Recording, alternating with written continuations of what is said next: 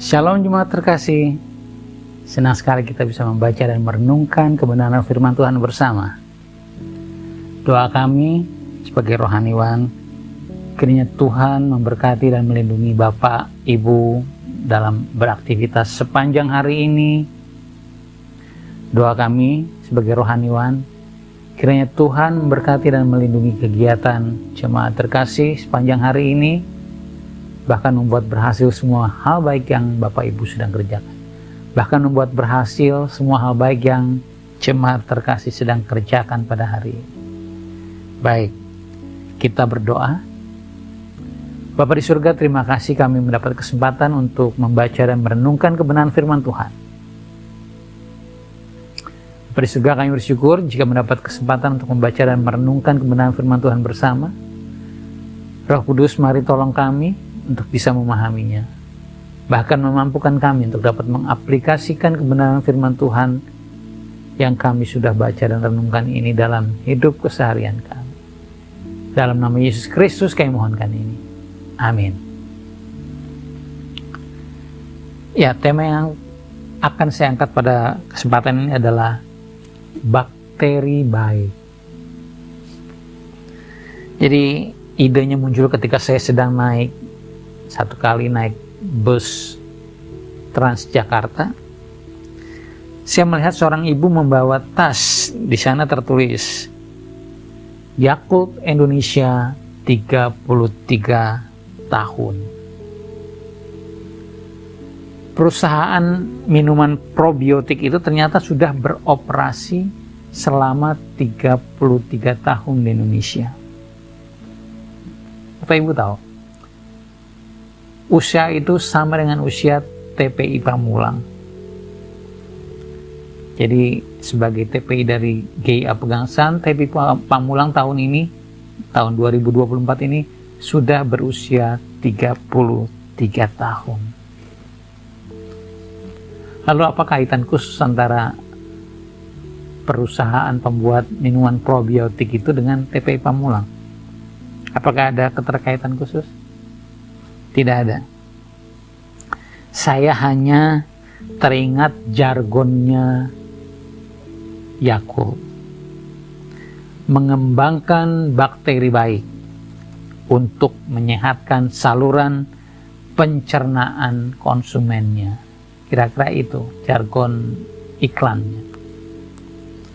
Kalau gereja, tentu saja mengaplikasikan kabar baik untuk menyehatkan manusia yang sakit karena dosa. Sasaran kabar baik Injil adalah orang-orang berdosa.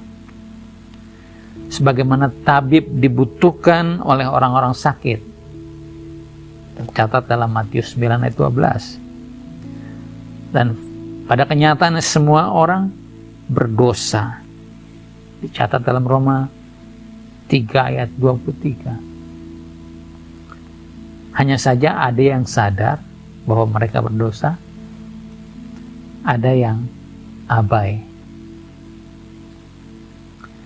Bakteri baik Yakult, saya tidak bermaksud mempromosikan, saya hanya mengingat jargonnya mereka. Bakteri baik Yakult itu disemaikan atau dikembangbiakan di laboratorium. Kabar baik Injil disemaikan atau dikembangbiakan dalam kehidupan bergereja. Baik gereja dalam makna personal sebagai pribadi maupun secara komunal sebagai ikatan orang-orang yang percaya kepada Kristus. Dalam kehidupan bergereja, kabar baik Injil diajarkan, diperdengarkan, dan didemonstrasikan.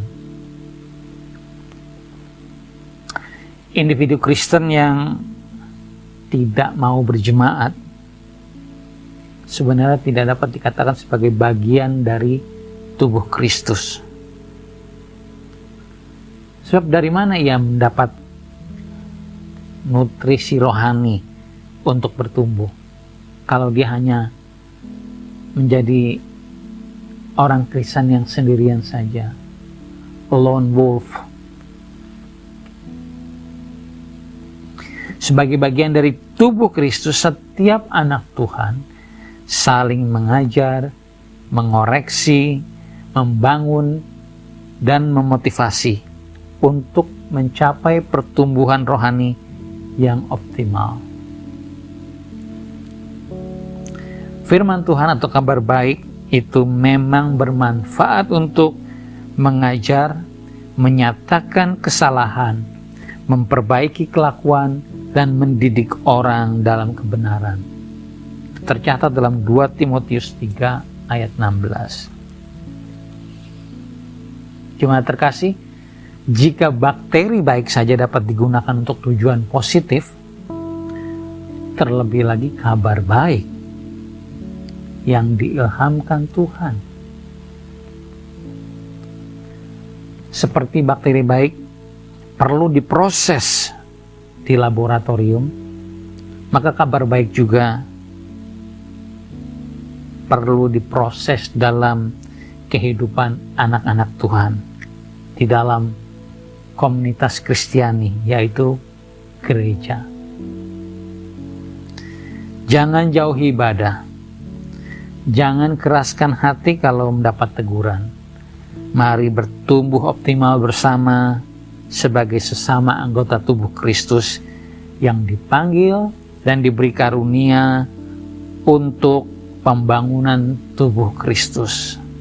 Sampai kita semua mencapai kesatuan iman dan pengetahuan yang benar tentang anak Allah, kedewasaan penuh, dan tingkat pertumbuhan yang sesuai dengan kepenuhan Kristus.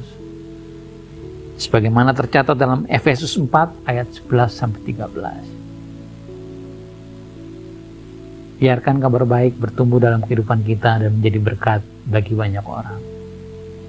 Amin.